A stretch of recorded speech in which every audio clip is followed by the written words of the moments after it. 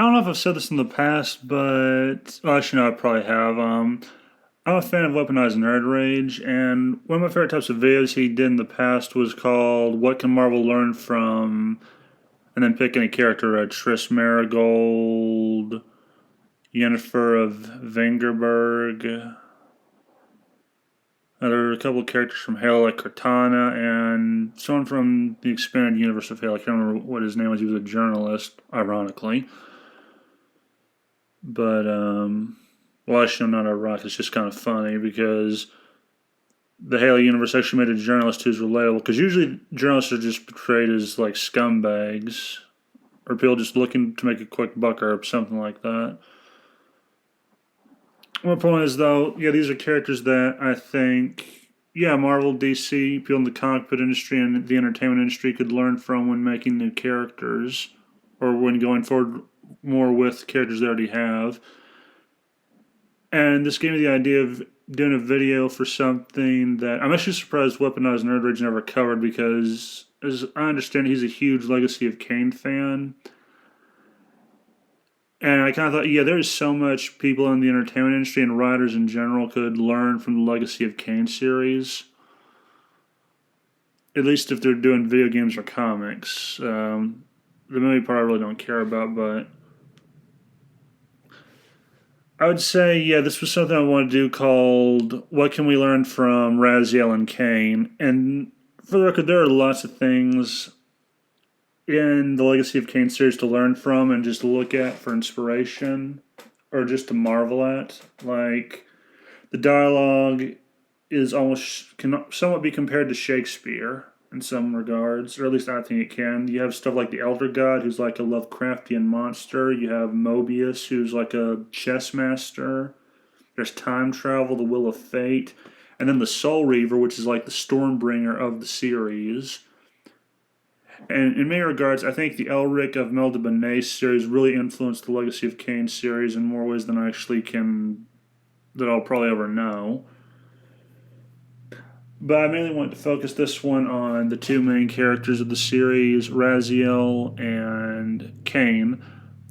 And I'll start with Raziel, who I've actually been a little bit of a fan of for most of my life. I remember when I was a kid, my uncles would play the first Soul Reaver game. It creeped the it creeped the hell out of me. I'm not gonna lie, because I was a kid when this game came out, and this one Christmas I'm there watching them play it, and the opening just gave me the chills. It was only until years later when I found like YouTube videos that have all the cutscenes put together where I was able to learn the whole story, which I recommend you look for while you can, because YouTube at some point is going to purge them as well because of how insane they can be sometimes. But I recommend watching them, and they're good. The story itself alone is worth the watch. Or if there you can listen to it, just play a game and have the volume up and have the volume on your game down. But I thought I'd start with Raziel, who is kind of a flaw. This is something I have a problem with most characters being made now is they're not flawed as much, or I don't think they're written as well to where their flaws actually shine. Raziel started as this warrior priest who hunted vampires. Then he became a vampire, ironically, after he was killed by his future self. Spoiler alert. And in life, he was a cruel, sanctimonious man. And in life, he was slightly more principled and loyal. Well, no, that kind of carried over to his vampire self and then later his wraith self. But yeah, he is a flawed character. He makes mistakes. He screws up a lot of times. He gets played by people like Mobius and the Elder God and Kain. And he was actually one of Kain's lieutenant. Like after he became a vampire, he became Kain's lieutenant. And he was the favorite son, I think. He was his most trusted general, I guess. But then he grew bat wings, and supposedly Kain ripped them off because he was jealous. We'll come back to that later.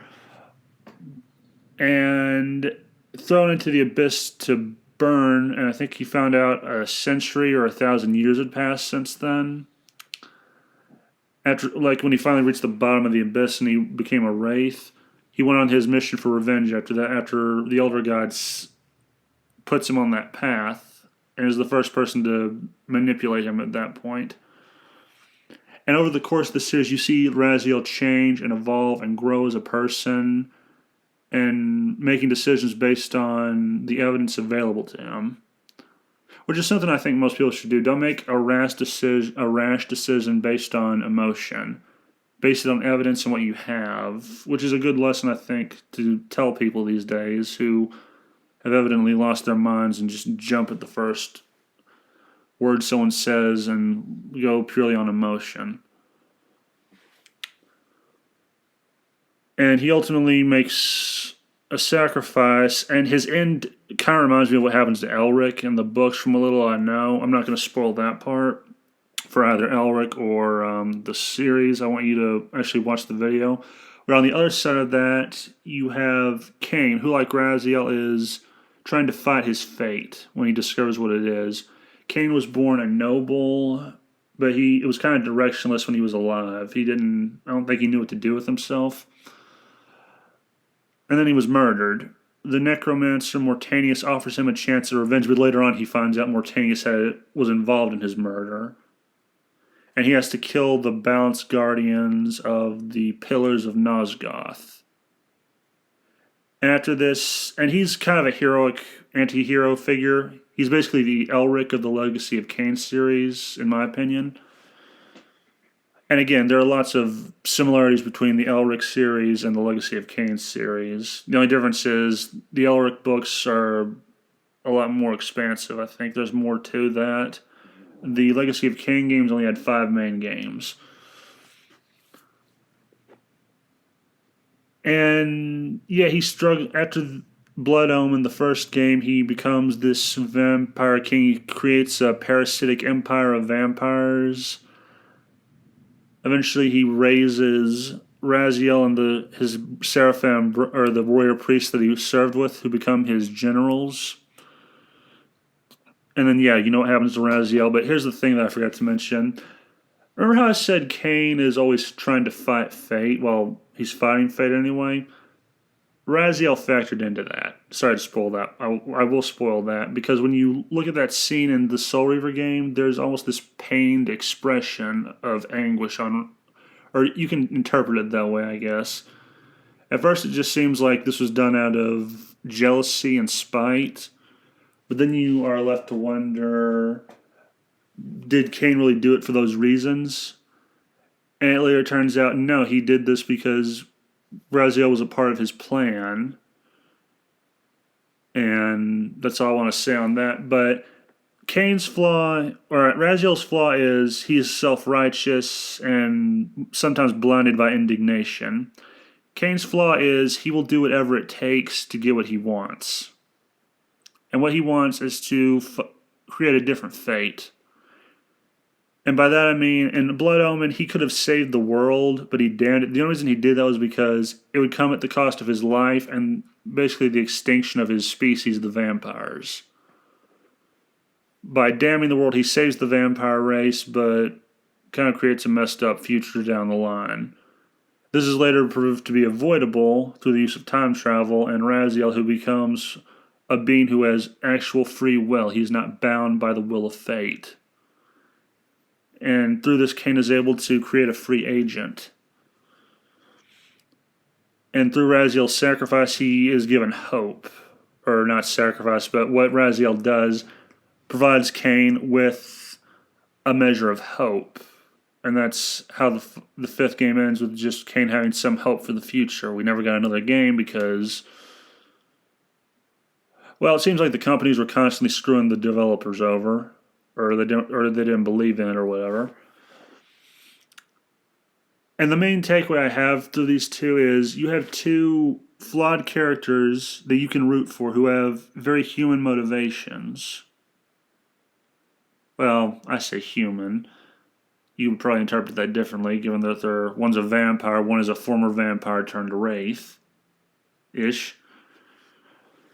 But it is kind of a human thing of as a human being, I would not want someone who can decide what my fate is, what I can do, what I can say, where I can go, who I can talk to.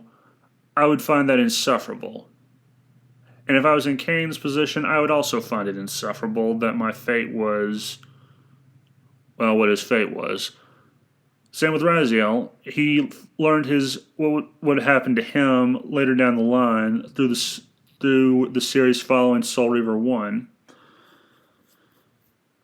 And they both are trying to avoid this, and Kain's trying to like lightly nudge Raziel in the right direction. And Raziel is evolving, becoming a better person, becoming less of an idiot. Well, not an idiot, but less motivated by emotion, anger, because all the anger really accomplished was gain revenge, and after that he has nothing. I mean, he already killed his vampire brothers who threw him into the abyss, so killing Kain really won't change anything. And it turns out Raziel needs Kain in the future to prevent something.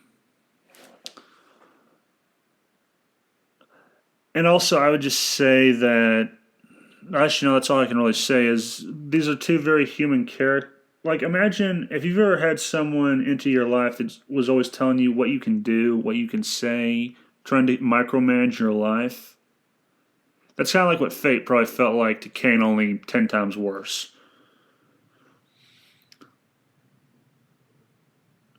And Raziel, well, no, he just got screwed. I would say that without a moment of hesitation. He was in a bad situation.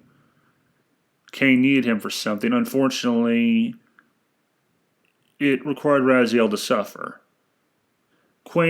Kain's actions are questionable. His motivation is not. You can understand the motivation behind what he's doing. The story is almost kind of like not just a Shakespearean tragedy, but also kind of a Greek tragedy. Like, this isn't probably a good example, but Oedipus. He tried to avoid the fate of killing his father, still ended up killing him, because he didn't know who his real father was, and the guy he was trying to avoid killing was his adoptive father. But yeah, no, it plays out kind of like a Greek tragedy, except in this story, the more or less heroes are able to either prolong fate or avoid it. We never find out the conclusion, which sucks because Amy Hennig was involved, and that woman does a decent job with her games.